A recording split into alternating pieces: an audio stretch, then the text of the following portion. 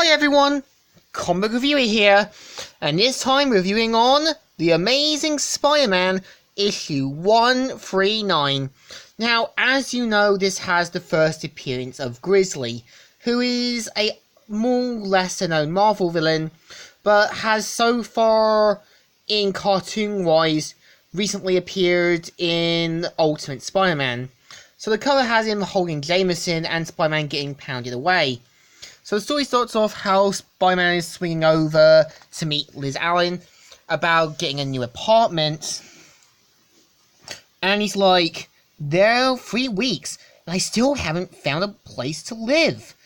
And I'm beginning to think I might become Flash's roommate permanently. And that's just too heavy a thought to deal with. And so he looks around the area and basically goes down to change into his normal clothes quickly. And also has a look around the area and meets up with Liz Allen saying, "Hey Liz, looking for someone? I was waiting for Prince Charming Parker, but you'll do." And so she shows him to where the apartments are. And they ring the doorbell, and you got this grouchy old lady who reminds me of Mrs. Peedman from The Mask saying, "Yeah! This apartment you put at, yeah, do you want?" And so she shows him around the area into the apartment, and it looks a little run down, but, you know, the rent's $10 and everything else. And Peter even has a look around after being told there's a view by the sea, and Peter's like, right, you have to sort of lean out there, and she is. And so pretty much makes the deal with the landlady, and Peter goes to the Daily Bugle to talk with Betty Brant, and even with Robbie Robinson. So just then, the doors break loose, and it's Grizzly saying, "So look out, New York! The Grizzly is back in town!" And goes to confront Joma, who he blames for ruining his life. And Robbie's like, "Pete, get out of here! Run for help! I'll try and hold this character off for somehow protect Betty, but Peter, hurry!" And so Peter hurries to get changed into Spider-Man, and just as Betty's about to be mangled by Grizzly, she faints, and Robbie uses a chair to whack him down with little effect.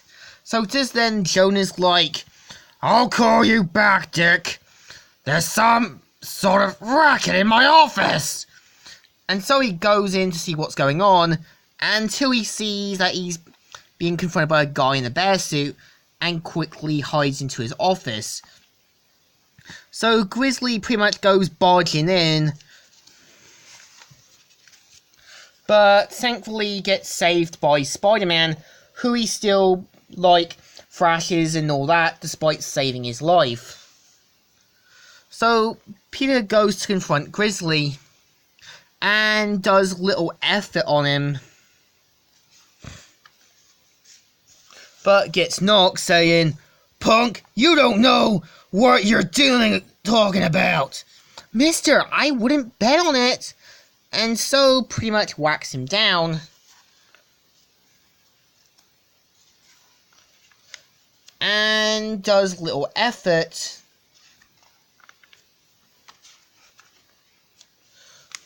So it turns out Peter actually threw the fight off just so he can know where he's going, which is actually a pretty smart move, and even rescues Jonah before the webs dissolve in a couple of minutes. So he pretty much leaves him webbed with his mouth shut, and Betty and Robbie just look on.